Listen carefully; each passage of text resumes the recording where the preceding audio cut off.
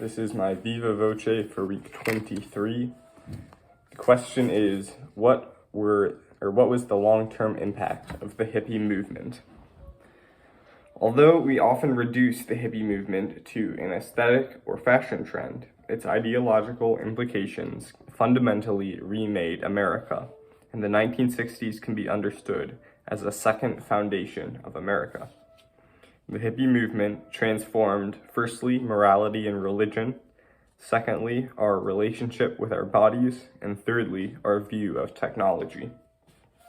So first, the hippie movement sought out new moralities by embracing relativism and deontological ethics.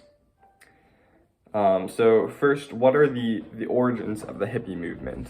The hippie movement draws from a variety of different sources. So the first one is the 19th and 20th century cultural movements in Europe. So we have the Lebens Reform in Germany and Switzerland, where people are getting into organic food and alternative medicine and religious reform and sexual liberation and abstaining from drugs and alcohol, which does not sound like the hippies, but the rest of that stuff does. So their ideas are very much on the fringes of society and cultural awareness until the 1960s. Then secondly, we have the Bohemians and sort of the aesthetic movement in the 1890s with people like Oscar Wilde, who are very provocative. Then we also have the influence of Eastern religion, and we also have the Beat generation of the 1950s. So the hippie movement is largely an aesthetic. It has an influence from Art Nouveau with these large, loopy letters. And it was an aesthetic that was marketed to the new youth culture that had grown up in the 1950s.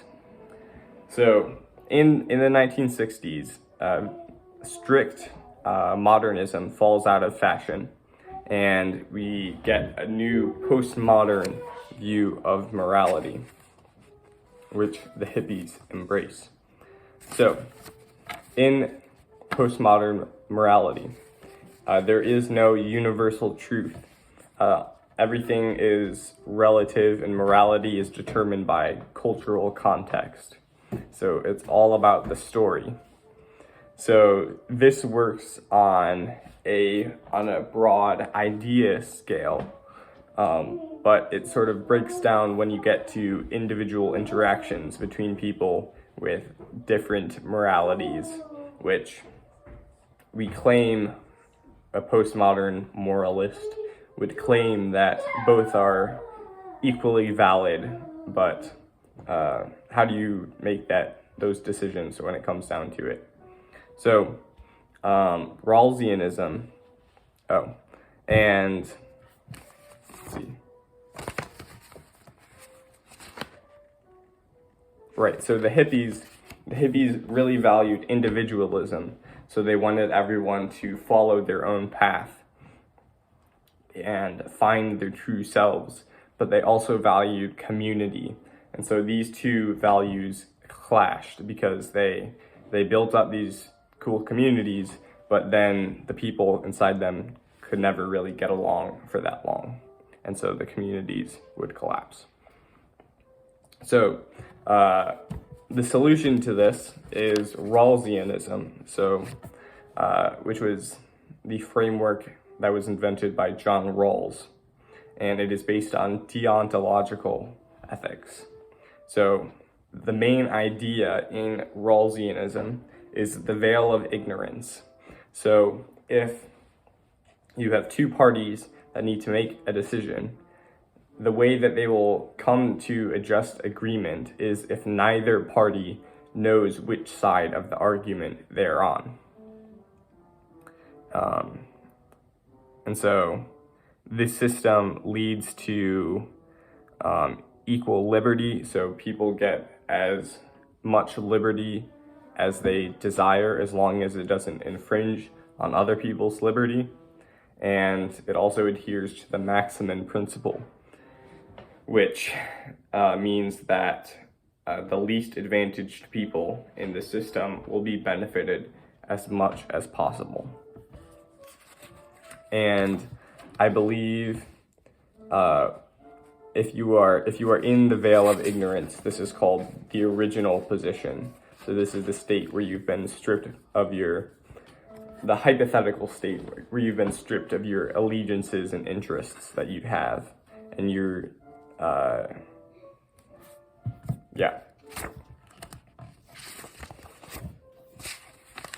so Rawlsianism is really the secret source of morality today. Robert Nozick, who is one of Rawls' rivals, said political philosophers must work within Rawls' conceptual framework or explain why they don't. So the hippie movement affected morality, and it also affected religion. So Eastern religion had a big impact on, or an influence on, the hippie movement.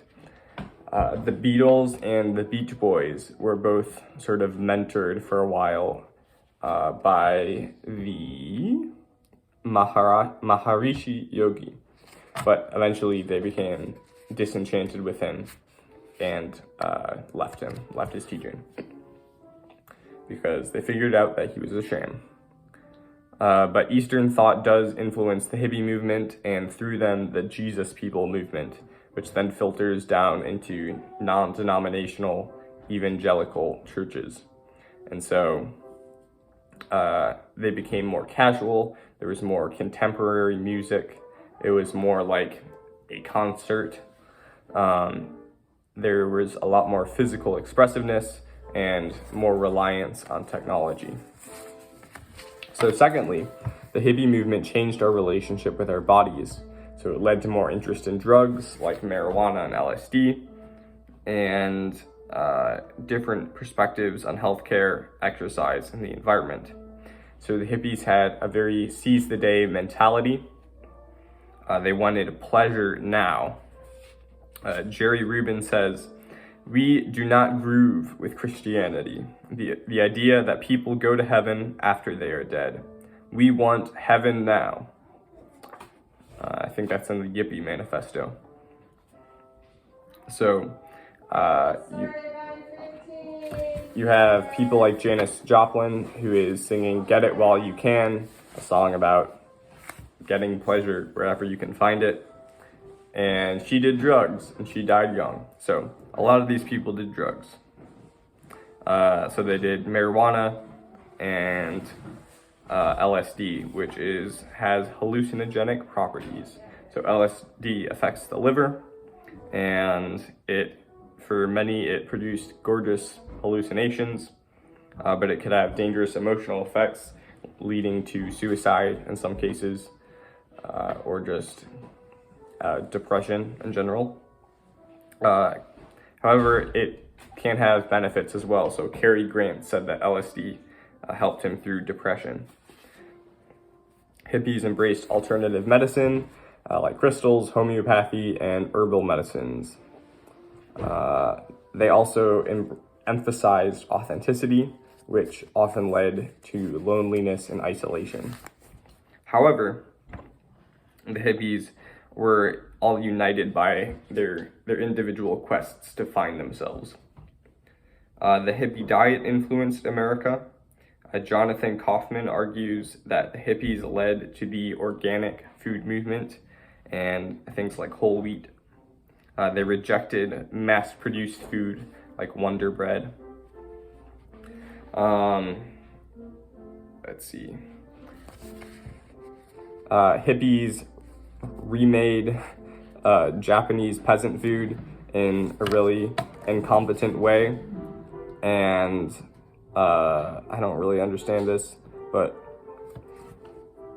I don't know what macrobiotics really is, but they did that. I should look what that means more. Okay, the back room was an unconventional restaurant made by Ellis Brock in a church, and they dumped a lot of trash on the roadside. They were not super concerned with the environment. There were some hippie companies that went mainstream after like the initial 10 years. They were still going strong. So Ben and Jerry's was one of these, and it tries to further its liberal ideals.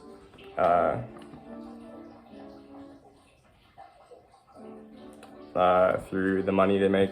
There's also Whole Foods was founded by hippies. It was originally Safer Way, and slow food is another movement that comes out of the hippies, which is the idea that you get your food from local farmers and it's not fast. So thirdly, some hippies were super unhealthy. I did not put this in my cards, but what was his name?